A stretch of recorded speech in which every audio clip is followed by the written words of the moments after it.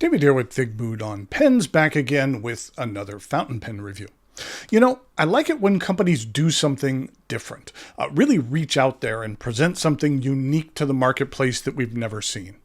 The Japanese company which produces the pen I have for you today is called Dareworks, and the pen is called the InfiniGrav. The pen is being launched via a Kickstarter campaign, so today I'll be going over the parts and features of this futuristic looking offering. I'll talk about how I feel about some of its unique parts and features.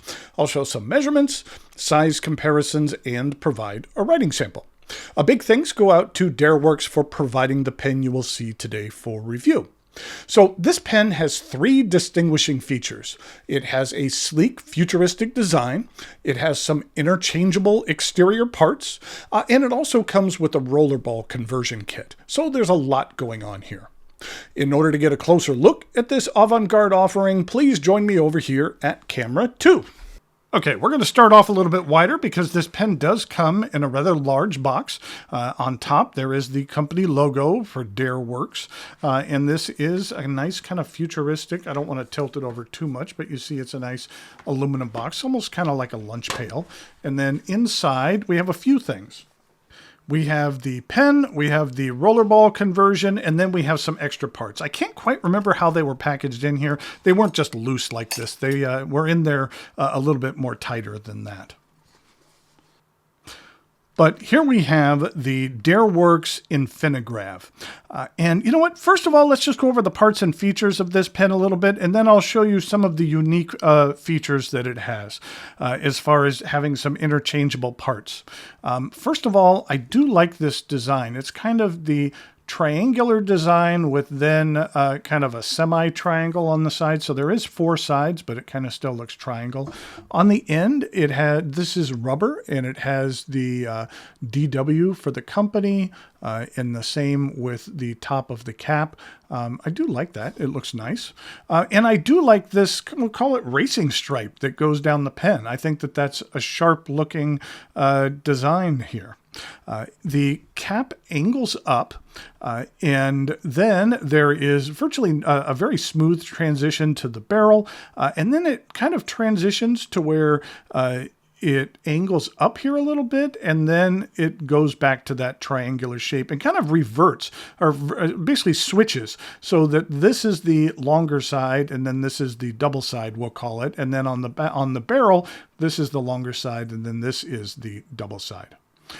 The cap pulls off, and underneath we have a rather diminutive nib.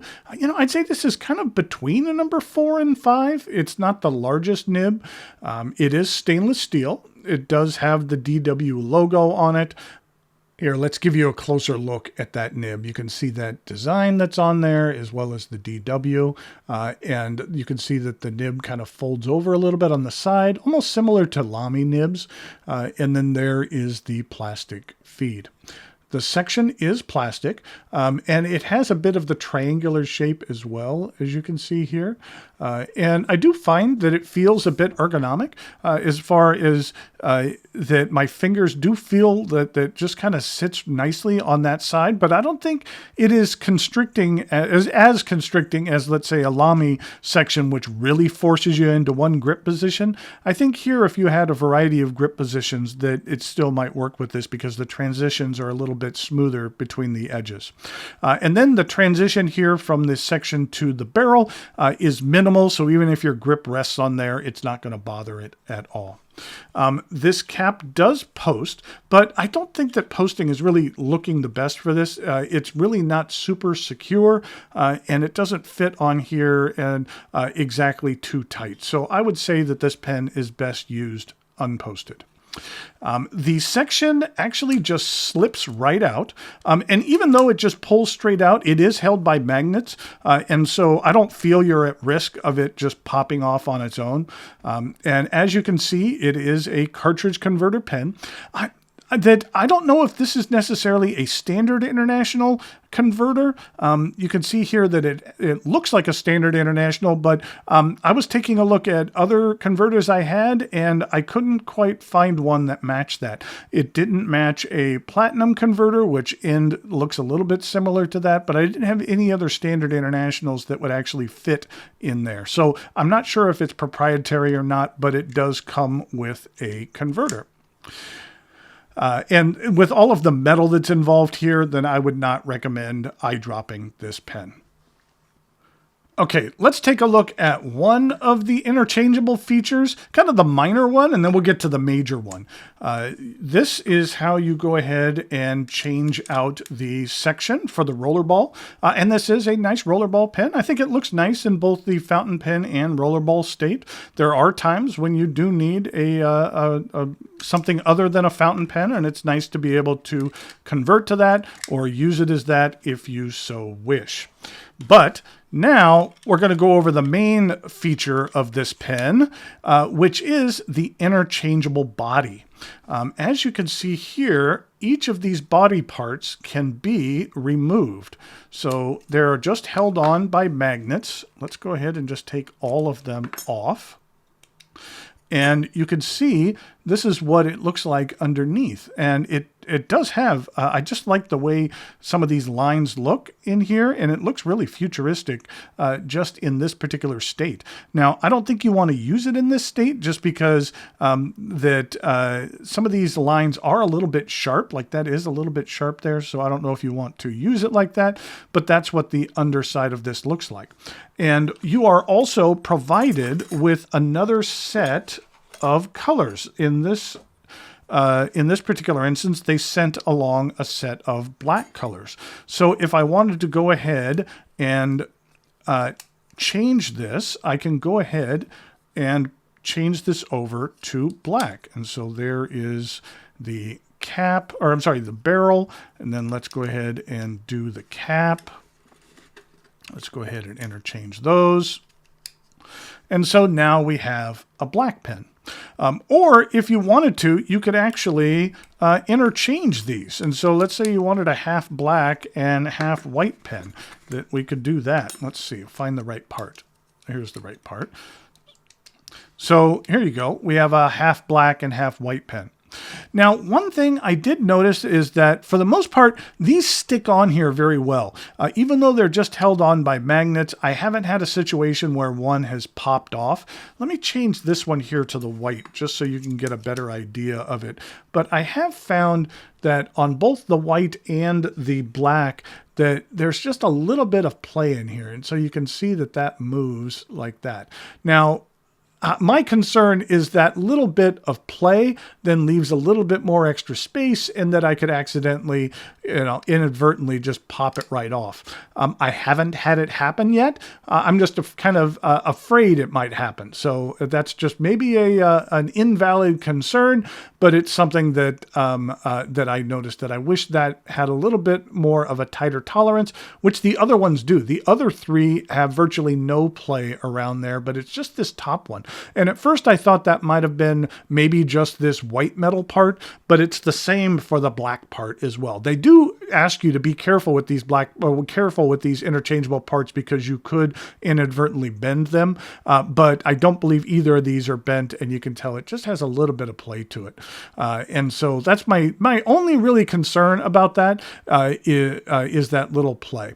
Now, I will say that when it comes to pens like this where you can interchange things, I have a tendency to just go ahead and put it in the configuration that I like and then leave it there as opposed to changing things up. Now, you might be different and you might like changing the looks of your pen on a weekly basis or every so often, and that's fine. And that's an interesting feature that this pen has. I kind of personally like it in this white, and then you have this dark blue. It might be hard to see that that's actually dark blue, that the dark blue line. I think the dark blue line doesn't quite show up as well with the black. It kind of blends in a little bit more, but I do like this stripe going down the pen. Okay. Let's go ahead and take a look at some size comparisons, and then let's go ahead and have a writing sample with this pen.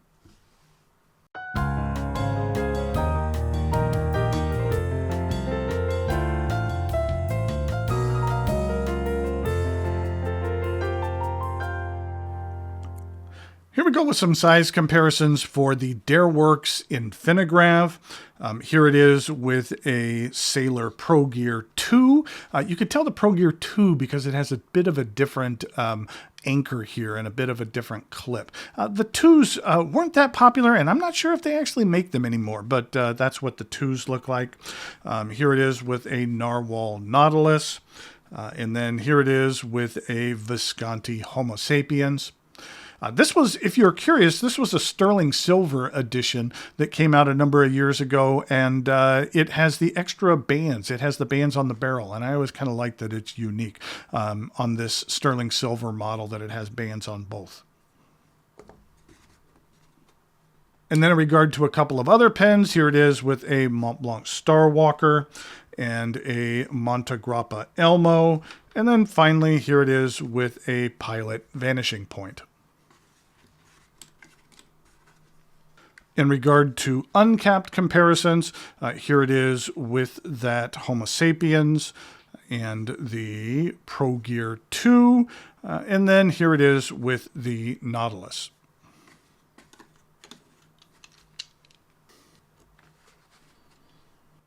And here we go with the writing sample for the Dareworks.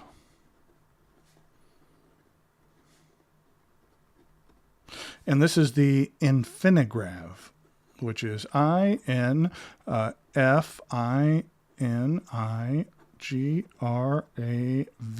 Now, I'm not quite sure what the nib size is on this pen. It is either a medium or a fine. We'll just call it medium fine because it might be a Japanese medium or it might be more of a fine. This is a Japanese company. And the ink that I'm using is Yard OLED. And this is Imperial Purple.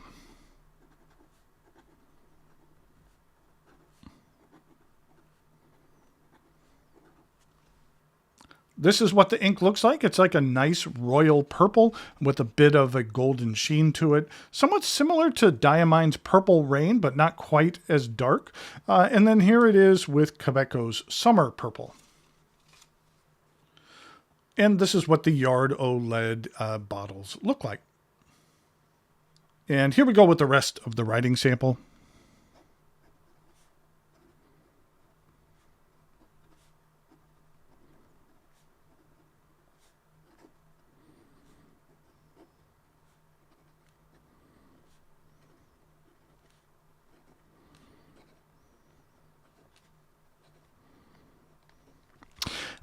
You know what I'll say about this nib is that I wish it was a little higher quality. It is a bit on the stiff side. You're not going to get a lot of line variation out of here, but I do find that it's not the smoothest. It's not scratchy, but it just has a bit of drag to it. The ink flow is a bit on the low side. But it just kind of feels like you're writing with an unsharpened pencil. I just wish that it was just a little bit more pleasant to use. In regard to a reverse writing sample,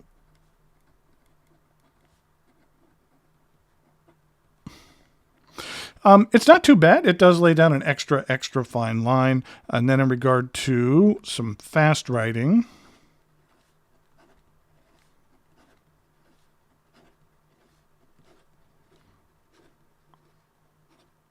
the feed keeps up perfectly fine. So there we have the Dareworks InfiniGrav. Whether or not you care for the looks and feature of this pen, you have to at least admit that it's unique, and I appreciate the effort to stand out a bit from other pens. As with most Kickstarter campaigns, there's various price points for receiving different combinations of items, but for a single standard pen, which includes the rollerball conversion kit, and also the change in colors, it's about $83. And if this campaign is successful, there is some plans for additional skins. Overall, I thought this was an intriguing offering. As I previously mentioned, a link to the campaign can be found in the notes below. It's closing in a few days, so if you're interested in this pen, I would recommend taking action sooner rather than later. With that, until next time, thanks for watching, and I'll talk to you later.